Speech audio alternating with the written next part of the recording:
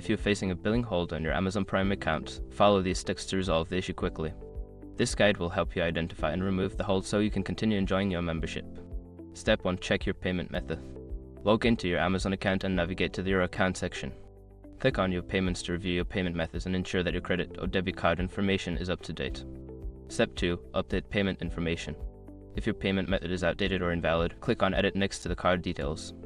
Enter the correct information and save the changes to ensure that Amazon can process your payments. Step 3. Review billing history.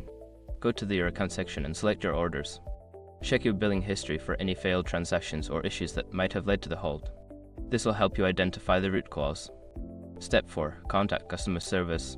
If updating your payment method does not resolve the hold, contact Amazon customer service. You can reach them through the help section on the website or app. Explain your situation, and they will assist you in removing the hold. Step 5. Verify account status. After following the previous steps, log back into your account and check if the billing hold has been lifted. If everything is in order, you should regain access to your Amazon Prime benefits. By following these steps, you should be able to remove any billing holds on your Amazon Prime account quickly. If issues persist, don't hesitate to reach out to customer support for further assistance.